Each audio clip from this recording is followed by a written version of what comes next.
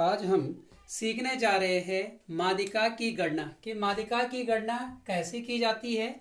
आपके पास इस तरह से सवाल दिया होगा कि निम्न तालिका से माध्यिका को ज्ञात करना है। ठीक है, आपके पास वर्ग और संख्याएं दी होंगी या यहाँ पे कुछ और प्राप्तांक वगैरह लिखा होगा। ठीक है, वर्ग में दिया होगा 0 से 10, 10 से 20, 20 से 30, 30 से 40, 40 से 50 और प्राप्तांक यानी जो संख्याएं दी होंगी वो कुछ कुछ भी हो सकती है। जैसे यहाँ पे 26 दिया हुआ है, 50, 80, 24 और 20। तो जब हम उसको हल करेंगे तो सबसे पहले हम इस तरह से एक तालिका बनाएंगे।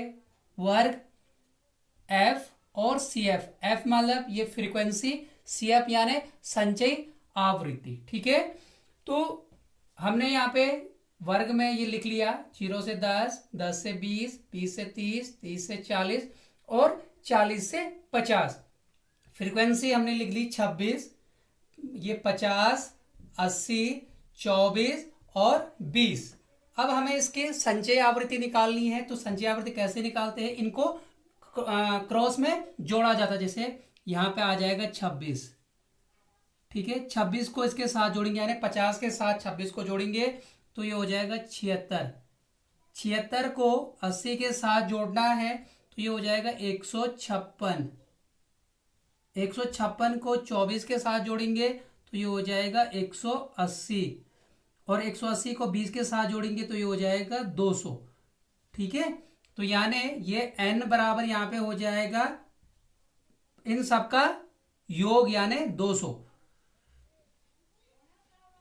ठीक है, तो अब हमें क्या निकालनी है, माध्यिका निकालनी, यानी हमें m ज्ञात करना है पहले। तो m बराबर होता है n/2।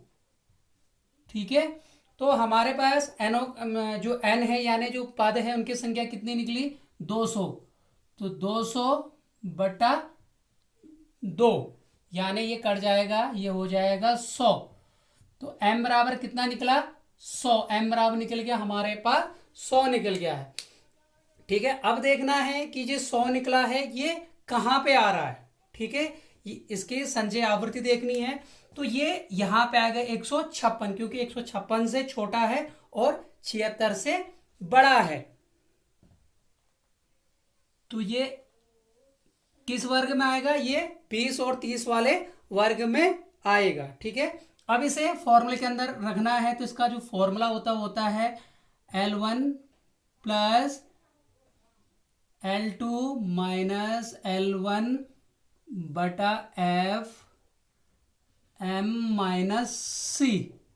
ये इसका फॉर्मूला है, यानी इसे इस वाले फॉर्मूले में इसको रखना है। ठीक है, L1 यानी लोअर लिमिट और लोअर लिमिट है 20, तो 20 प्लस L2 यानी अपर लिमिट और अपर लिमिट है 30, 30 माइनस L1 लोअर लिमिट 20 और जिस वर्गांतर के अंतर्गत ये आ रहा है उसकी फ्रीक्वेंसी होगी उसकी 80। M माइनस C, M निकला 100 माइनस C का मतलब होता है जिस वर्गांतर में हमारे पास M मिला है उसके पहले वाले वर्गांतर की ठीक संचयी आवृत्ति, और संचयी आवृत्ति है इसकी 76। ठीक है, अब आगे से सॉल्व करेंगे। 20 प्लस 30 में से 20 गया 10 बटा 80 इंटू 100 में से 76 घटा दोगे तो 24। ठीक है, आ जाएगा 20 प्लस 10 बटा 80 और इसके साथ इसकी इंटू कर लेंगे सीधे, तो ये यहाँ पे आ जाएगा 240।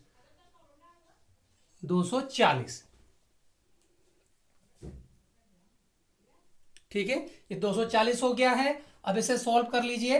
20 प्लस ये कट जाएगा 3 से 3, तो ये कितना हो जाएगा 23। यानी हमारी जो माध्यिका निकलेगी वो निकलेगी 23, यानी 23 का क्या हो जाएगा आंसर। 23 का क्या हो जाएगा आंसर हो जाएगा।